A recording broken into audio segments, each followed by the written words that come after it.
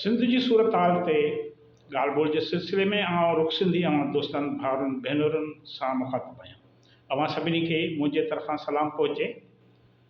अॼु पाण इन ते ॻाल्हाईंदासीं त सिंधु दरिया जो जेको सिंध ॾांहुं पाणी ईंदो आहे उहो सिंध खां पंजाब ईंदे सिंध ताईं पहुचंदे पहुचंदे रस्ते में गुम थी वियो। पाणी जो वॾो मिक़दारु आहे, 4.25 लख क्यूसिक पाणी गुम थी वियो।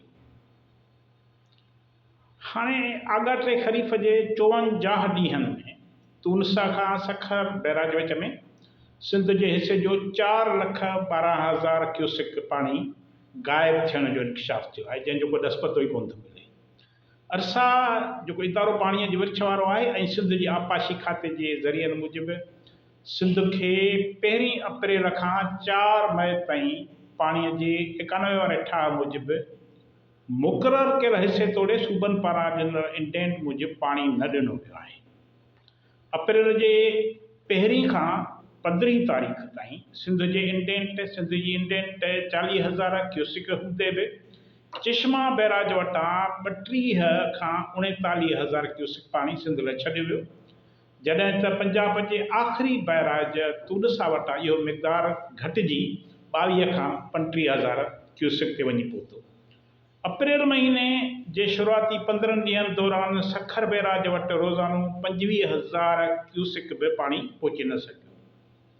इन ई अरसे दौरान सिंध 71 खां 47% पाणीअ जी खोट बर्दाश्त कंदी रही।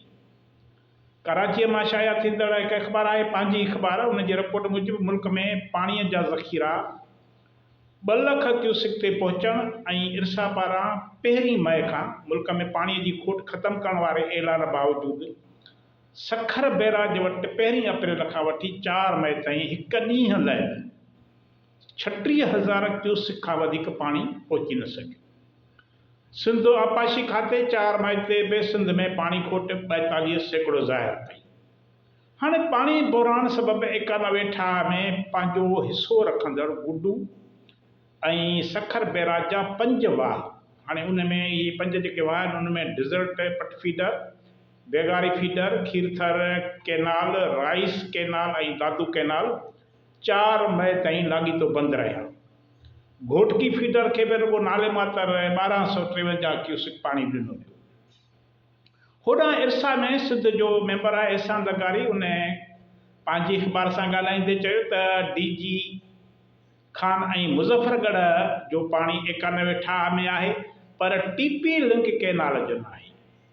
हिन चयो त असां इरसा वारनि खे चयो त कैनाल न खोलियो, असां उन्हनि खे रोकियो त अॻु में सिंध जो पाणी त पूरो थियणु ॾियो, पर तरबेला खां सिंध ॾांहुं पाणी पहुचण में 11 ॾींहं लॻनि था, जॾहिं त पंजाब खे पाणी जल्द मिली वञे थो। हिन ॿुधायो त मूं आगाटे ख़रीफ़ वक़्तु उन्हनि दोस्तनि खे चयो त ॿिन्ही डैमुनि खे भरण बजाए रन ऑफ रिवर ते रखो। हिन वक़्तु पाणी सूबे जी इंडेंट खां वधीक आहे, इहो भली डैमुनि में ज़ख़ीरो थिए। एहसान लगारी चयो त सिंध खे चश्मा बैराज वटां लासिस समेत पाणी ॾिनो वेंदो आहे। असां वटि पाणी पहुचंदे लासिस घणा थियनि था। हाणे उहो त चयो त मुंहिंजो इरसा में मुसलसिल झेड़ो रहंदो आयो आहे त असांखे गुडू बैराज वटि सिंध जी इंडेंट पूरी करे ॾियो, माना सिंध जे पाणीअ जो हिसो जेको आहे असांखे गुडूअ वटि ॾियो, त असांजो जेतिरो पाणी हो असांखे माफ़ करे गुडू वटां इंडेंट पूरी करे ॾियो। हिन वधीक चयो त चश्मा ऐं सखर विच में गुम थियल पाणीअ जो मुख्य कारण लासिस आहे। रस्ते में दरिया फैलिजी थो वञे, पाणीअ जूं चोरियूं बि आहिनि।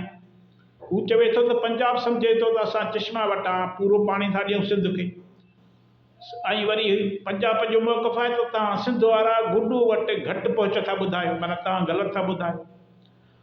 एहसान लगारी चवे थो त मूं हुननि ते ज़ोर ॾिनो त सिंध खे गुडू वटि इंडेंट मूजिबि पाणी ॾियो। होॾां वरी इरसा जो तर्जमान राणा ख़ालिद आहे, उहो त चवे त असां समूरनि सूबनि खे संदन इंडेंट मूजिबि पाणी ॾेई छॾियो आहे। वधियल पाणीअ खे सूबनि जे रज़ामंदी सां डैमुनि में गॾु करियूं पिया। अॻु में बि सूबनि जे रज़ामंदीअ सां पाणी गॾु कयो आहे। हुन चयो त असां सिंध खे चश्मा वटां इंडेंट मूजिबि पाणी जारी कयूं था। चश्मा बैराज वटां सिंध में गुडूअ ताईं पाणी पहुच में देरि लॻे थी, मथां वरी दरिया में फहिलजण सबबि पाणी घटिजी वञे थो। हाणे इन ॻाल्हि जो जवाबु केरु ॾींदो त गुडूअ ताईं पाणी पहुचंदे पहुचंदे विच में कीअं गाइब थी वञे थो। पंजाब में सिंध जो पाणी केरु चोरी करे थो? सिंध खे चश्मा वटां न पर गुडू वटां पंहिंजे हिसे मूजिबि पाणी ॾिनो वञे। आख़िर इहो राज़ ज़ाहिर कयो वञे त इहे कहिड़ा ककर आहिनि जेकी सिंधू दरिया मां सिंधूअ जो पाणी खणी वञनि था बाफ़ करे।